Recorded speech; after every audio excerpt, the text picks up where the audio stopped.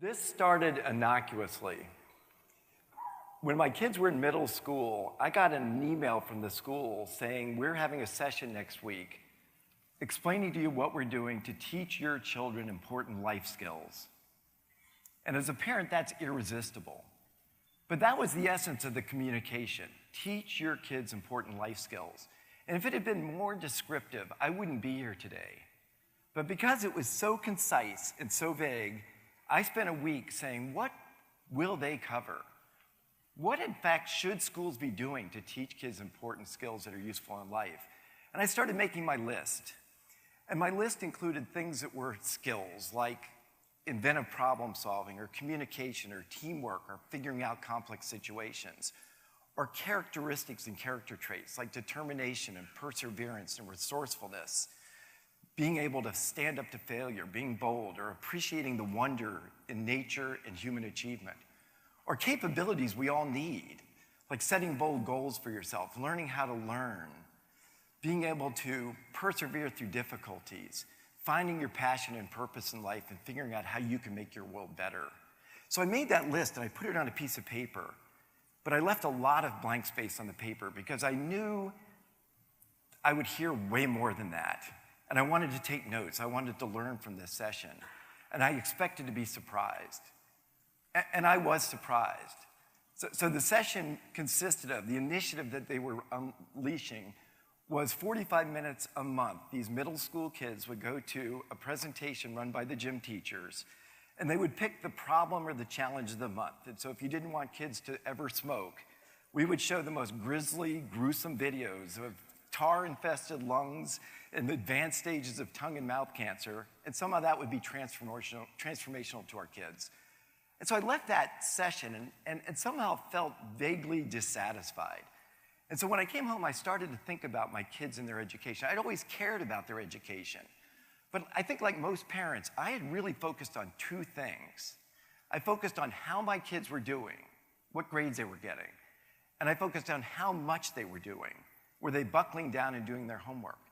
But I never had stepped back and said, what are they doing? Let alone, how does it relate to life? So I made a great big sheet. I divided it into two columns. And I said, over here, I'm going to track things they're doing in school that help prepare them for life. And over here, I'm going to track things that are irrelevant. And I'm just going to pay attention and watch this over a matter of days or weeks or months and see what pattern emerges. And a bit to my surprise, the column on the right, the irrelevant column, was full and then some in less than a week. And when I say the names of things that were on it, you will immediately associate them with school. And the reason is because that's the only place you ever use them. Things like factoring polynomials, or gerunds, or Coulomb's law. The left, the column of what's preparing kids for life. I was doing my very best to give things the benefit of the doubt. But that column remained stubbornly empty. But that wasn't what really concerned me. What concerned me was that I ended up having to add a third column. And that third column was things that would jeopardize or impair a kid's prospects in life. And I knew something about that because I spent my career in innovation. And as a career venture capitalist, backing some of the top for-profit but also social entrepreneurs, people that want to make this world better, I knew two things with the utmost clarity. One was that innovation's sprinting forward in a way none of us can even imagine. Every structured job in the economy, if it hasn't disappeared already, will disappear. And so kids coming through education simply trained to follow instructions and jump through hoops are kids that are going to be marginalized or chronically unemployed. And that's not 10 kids and 100 kids, that's millions of kids. But the second thing I knew is that this was a time of incredible opportunity. And if you look at the characteristics you see in every 5-year-old, inquisitive, bold, creative, totally comfortable with taking risk and failing. If we could just preserve those characteristics, this would be the best of time for our young adults. But my list of things that were going on in school that jeopardized kids' prospects were all around that. And that we were actively in schools discouraging, eliminating those types of characteristics and traits. And so that changed my life. My life in many ways stopped. I stopped being a person and started to being a cause, much to the chagrin of my wife and kids. And I started traveling everywhere and meeting people and reading books. I watched every education documentary I could find. And in the process, I learned so much. And one of the things I thought I'd be discouraged about was the design of our schools. Because here I am staring at this thing that says, kids need to be good at X, we're making them good at something that's irrelevant, this is a big problem. But our schools actually were thoughtfully designed by very far-sighted people that anticipated a world that was changing. So in 1893, the Committee of 10 said, the world is going to move from agriculture to manufacturing. There will be millions of opportunities for young kids that can do the same task over and over, efficiently and without error. At the same time, Henry Ford does not need creative, bold, innovative assembly line workers. So let's organize a school to promote efficiency and routine execution of operations, and let's discourage creativity. And that's the school system we changed to over the course of about a 20-year period from 1893 to the early 1900s, and it worked. And America became the most important country on earth, and we created a robust and strong middle class. And we were the envy of the world. We saved the world in World War II. But then what happened, let's fast forward, is that the same characteristics we would hope for from the Committee of 10 somehow didn't materialize in the 20th century. And by the time we got to even the 1980s, it was clear our education model had run out of steam. So there was a report done in 1983 about education called A Nation at Risk. And that report had this telling sentence. It said, if our education system had been imposed on us by a foreign country, we would declare it an act of war. Think about that, an act of war.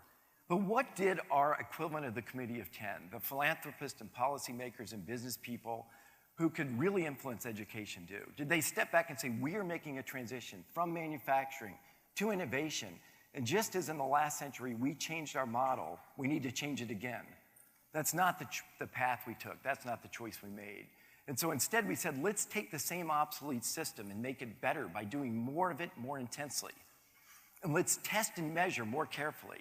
And let's not really give any thought to how relevant it is to life, but let's just put the pressure on our schools to catch up with South Korea and Singapore on these standardized test measures.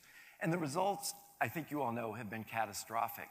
And you would think that being immersed in that for this period of time, I would be incredibly discouraged, but I wasn't. Because at the same time I was visiting schools that were doing the most incredible things. It's not that we don't know what we should be doing with our schools. It's not that we haven't figured out how to prepare our kids for a very different world that we as adults grew up in. We know that.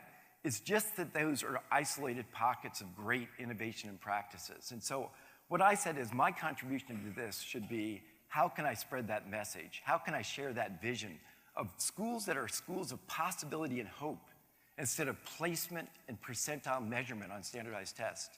And so the vehicle I chose to do it, I am not by any stretch a filmmaker, but I'm a believer in the power of film.